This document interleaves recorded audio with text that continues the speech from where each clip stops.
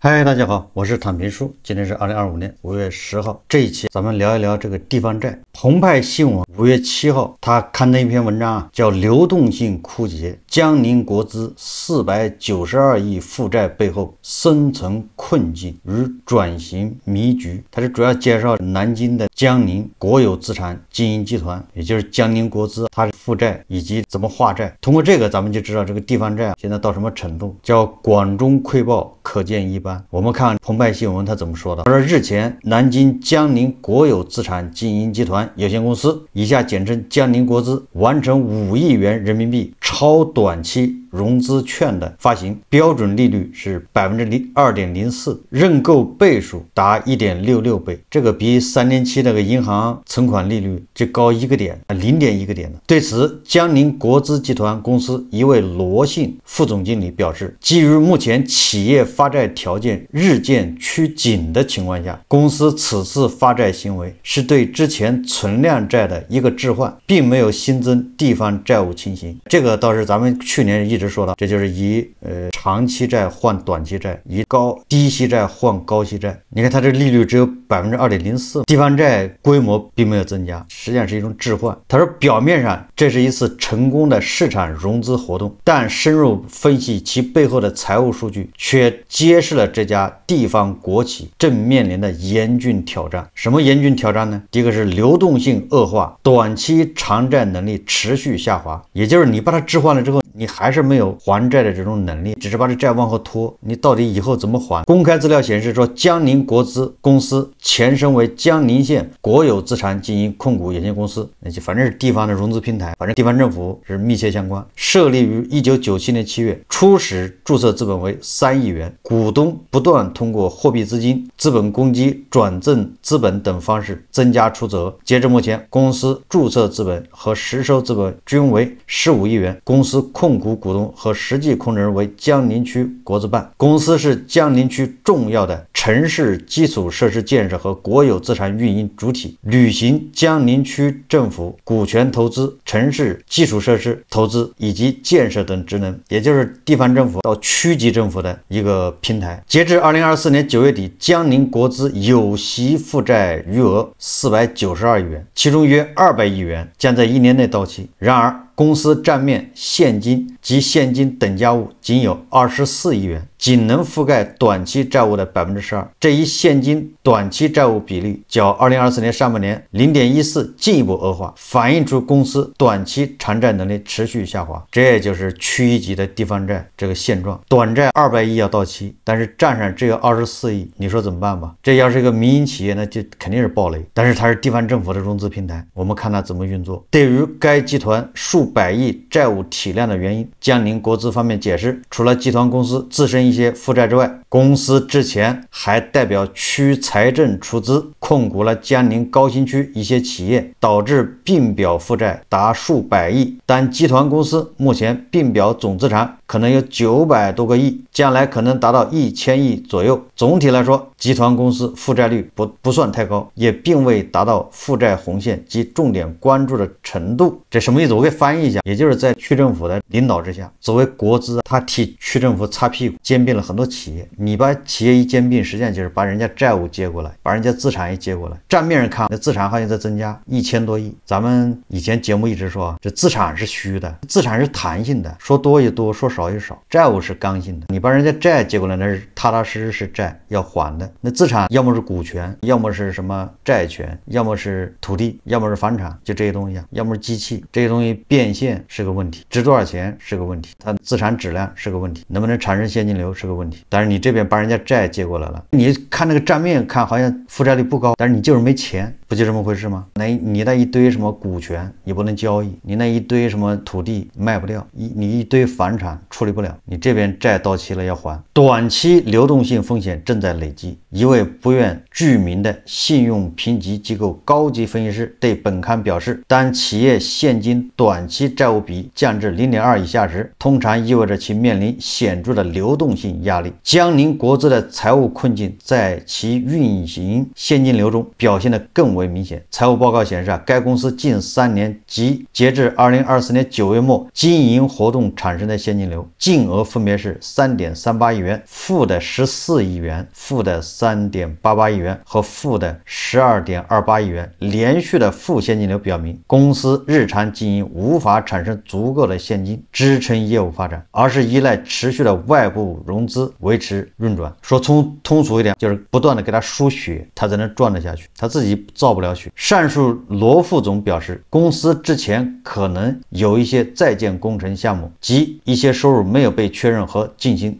结算。此外，还有一些投入，包括一些拆迁、房票，前期投入大且回报周期长，主要还是集中在江宁高新区那一块。那为什么导致这个流动性枯竭呢？大家应该有资金黑洞、项目沉淀于应收难题。正如罗副总所说，导致江宁国资现金流紧张的核心因素之一是其大量资金被锁定在项目和应收款项中。你看人家他挺有钱的，那都是应收款，应收款他收不回来。这是澎湃新闻，他说截至2024年9月，公司应收账款达到75亿元，存货金额更是高达378亿元，这两项合计超过450亿元。大量资金被沉淀，无法形成有效的流动性。就是我刚才说的，应收账款70多个亿，你要不回来；这个存货将近400亿，你变不了现。数据显示，江宁国资2023年末应收账款中 95.5% 为应收科学园管委会和土商管办的代建款项。你看看是政府欠的，金额高达66亿元，占领普遍超过3年。虽说款项回收风险较小，但是回收时间存在不确定性，且占领普遍较长，也就是政府没钱，有钱就给你一点，对营运资金形成较大占用。这些长期未收回的款项，实质上已变成变相的地方政府隐性债务，实际上是政府欠他的钱，没钱给。地方政府融资平台的商业模式决定了其资金周转缓慢的特点。北京一家研究地方政府债务的智库研究员解释道，他们承担了大量政府基础设施建设任务，但项目投资回收期长，且严重依赖政府拨款或土地出让收入返还，这在当前土地市场低迷环境下尤为困难。政府土地卖不掉，如果政府把土地卖掉了，那回来的钱能把一部分付给这些地方融资平台，并且欠他钱。现在地卖不掉，当然没钱付了，那就拖着吧。依赖政府支持，盈利能力难以支撑债务成本。江宁国资面临的更深层次问题是其盈利能力与债务规模严重不匹配。这个当然好理解了，你说他收来的那些项目都是什么项目？好项目轮不着你收，这个项目是呼呼在赚钱，谁愿意卖给你？轮到你去收的这些项目都是擦屁股的，都是表面上看着还行，实际上是黑洞，你得不停地往里垫钱，你收的越多，你的麻烦越大。2023年公司叫息税折旧摊销前的利润，就是它的利润只有 6.14 亿元，而同期利息支出高达21亿元。你说，也就是你赚的钱还不够付利息的，利息21个亿，你每年才赚6个亿，这不是越赚窟窿越大吗？这意味着公司经营产生的利润甚至无法覆盖1/3的利息支出。一家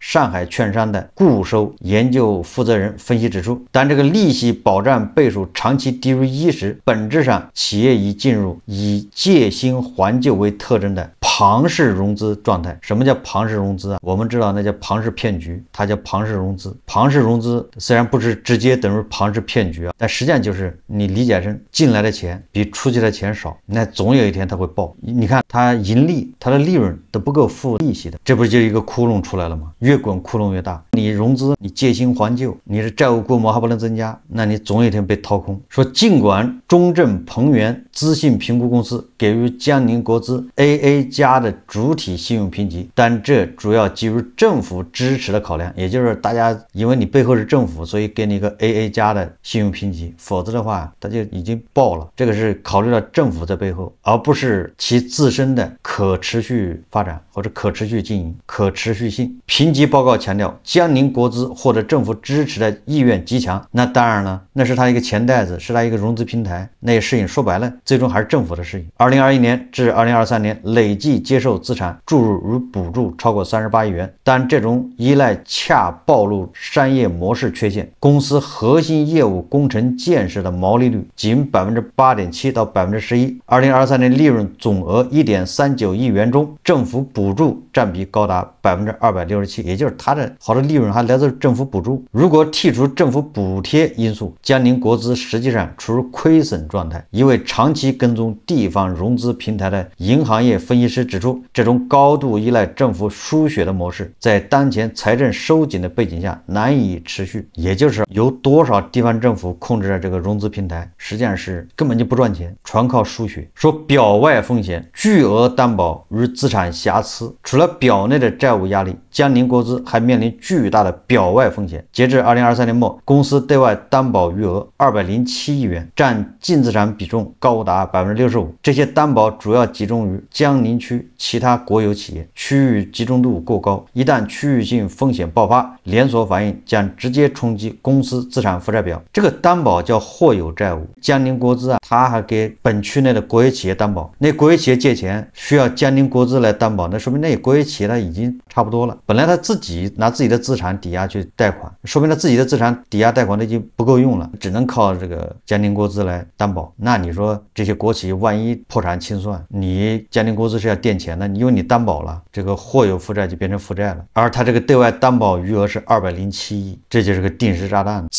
资产质量隐患同样值得关注。截至2023年末，因借款抵押而受限的投资性房地产38亿，其中总部园区公司持有的 26.6亿元资产因土地指标问题未办妥产权证，部分物业甚至面临行政处罚风险。截至2023年末，公司受限资产规模60亿元，受限资产占总资产的比例 6.74%， 受限比例小，但整体的规模较大。这类资产看似能撑起庞大的资产负债表，实则缺乏市场流动性，无法在紧急情况下变现为偿债资金。一位专注地方政府融资平台研究的律师表示，特别是当前房地产市场低迷的背景下，这些资产实际价值可能被严重高估。这就是咱们刚才说的，资产负债表，资产这块是弹性的，负债这块是刚性的。负债说20亿，那就是20亿，一毛都少不了。资产你说40亿、50亿，你把它变现了才是40亿、50亿。等到你变现的时候，20亿都值不了。那资产里面质量有问题，有受限的，有交易不了的，有卖不掉的，那怎么办呢？说新业务利润微薄，转型之路阻且长。面对多重财务压力，江宁国资已开始尝试拓展市场化业务。2023年，公司新设南京国众食材配送有限公司，为江宁区中小学进行餐饮食材供应。2023年及2024年上半年分别实现销售收入 1.76亿元和 2.71亿元。因涉及民生保障工程，该业务盈利微薄。2023年全年毛利率仅为 5.57%。这个好理解，你江宁国资设立这个叫什么，就是餐饮配送公司吧，你服务的对象是江宁区中小学校，那这个就决定了你不能赚钱，你只能保持一个正常运营。你说我保持 30% 的利润，你这学生家长同意吗？对吧？你是国企，你是地方政府的这个平台，你又不能以次充好。所以你看它更多的你通过这个盈利那是不可能的，你通过这个只能是保障民生微利，不赔钱就不错了。这么搞下去十有八九迟早还是要赔钱的，那不又多了一个拖油瓶吗？还有物业管理板块，2021年至2023年收入分别为 0.88亿元、0.7亿元和 0.68亿元，毛利率仅为个位数。2022年毛利率甚至为负的 0.93%， 也就是什么物业管理板块就是赚钱也是微利，何况还要赔钱。这些新业务难以改变公司基本面。一位研究地方政府转型的学者指出，城投企业转型需要彻底重构商商业模式，而非简单叠加低端服务业务。目前探索更像是换汤不换药，难以从根本上改善现金流状况。江宁国资当务之急是采取措施优化债务结构，加速项目回款，提高经营效率，同时积极探索多元化融资渠道。然而，这种转型需要时间，而紧迫的债务到期压力则是迫在眉睫的挑战。江宁国资如何在经济转型和债务治理的双重压力下找到可持续发展之路，将持续跟踪。这个文章来源是商业观察杂志社，由澎湃新闻转发。我们先说江宁国资，通过澎湃新闻报道，实际上我们就对江宁国资有个大概了解。这个江宁国资是干什么？它是配合地方政府，对吧，来解决一些问题，也就是地方政府把它处理不了的麻烦事，那些国企、那些高新园区、那些乱七八糟的，不管是以前怎么投的项目，解决不了了，最后都打包塞到江宁国资里面去。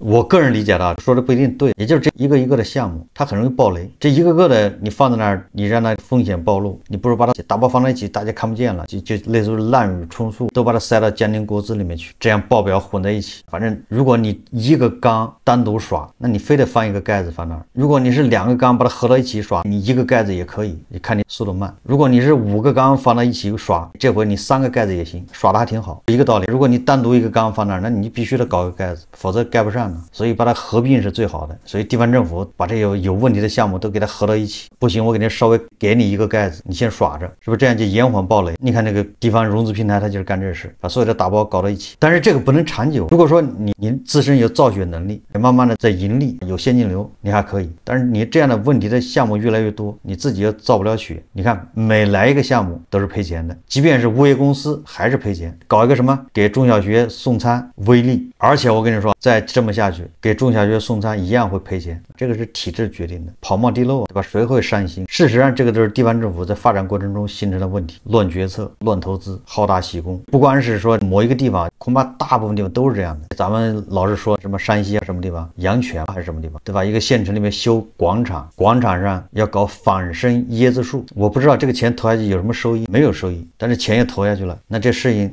这块往哪儿放？这个恐怕有塞到当地的地方政府的国资平台、老干部疗养中心，它有什么收益？所以说这些地方的国资平台承接了太多的这些项目，当然还有很多基建，对不对？这大基建恐怕也不赚钱。说来说去就是它资产质量堪忧，它不能自身造血，全靠补贴。它的利润、它的收入、它的盈利连银行利息都覆盖不了，那只会导致它这个窟窿越来越大。为了不让它窟窿越来越大，地方政府就要给它补贴，但这个不是长久之计。所以我们去年搞的化债怎么化？把短债变长债，高息的债务变成低息债务，利息低了嘛，让它松口气。但这个也不是长久之计，你最终还要还钱。而且在这个过程中，你怎么抑制这个地方政府债务扩张的这个冲动？以前地方政府还有钱补贴，为什么？因为他卖地还有收入。现在地方政府补贴肯定也到不了位了，补贴也不多，越来越少，因为他地都卖不掉，他工资都发不出来，怎么给你补贴啊？所以这个地方国资啊，这些融资平台恐怕问题非常严峻。更严重的问题是，这些国资的这些平台，它还互相担保，这个叫或有债务，这就是表外风险。这些互相担保一旦爆发啊，那就是火烧连营。本地一个国企破产清算，那人家就会找你这个国资平台，你担保的，正主结不了账，还不了款，你担保人要还款呢，那这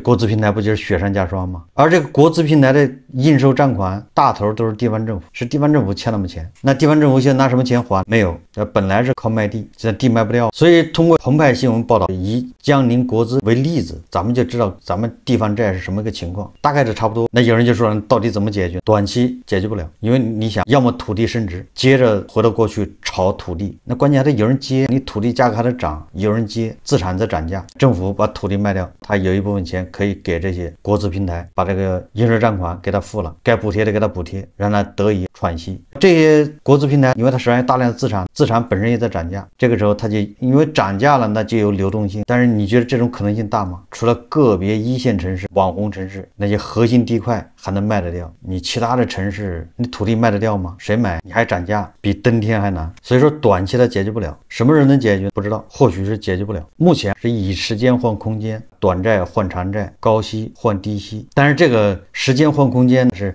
意味着未来的某个时间段，咱们的经济转型，房地产、土地财政已经不重要了，我们有新的财政收入来源，比如高科技、芯片、猴年马月，而且现在也看不到什么希望，靠税收、靠消费刺激拉动，似乎都不太容易。我在想，恐怕在未来的某些时候，有很多这个地方的国资平台要破产，没有办法。与其让它这么僵尸，不如破产清算，把债务该免的免掉，轻装上阵。破产清算说白了就是重新计价，你这个资产你计2个亿，你又卖不掉，给它计成2000万，说不定就能处理掉。你那个债务2个亿，你也要不回去，给你算成400万，你拿回去400万，这个就了了。那只能这样，这叫破产清算嘛？权益重新调整，这叫出清，要不然谁也动不了。你看，你重新计价了之后，它就有了流动性，只不过这中间损失谁来承担？谁承担？都得承担，谁也跑不了。或者说，很多 GDP 的数字，它的比如说水分不实的部分，实际上恐怕都是藏在这些国资里面。现在好了，到了买单的时候了，现在不买单，对吧？过2年再买，那代价更高。好，这期节目我们就聊到这里，感谢大家收看。如果喜欢我的节目，欢迎订阅转发，也可以在下方留言评论，谢谢大家。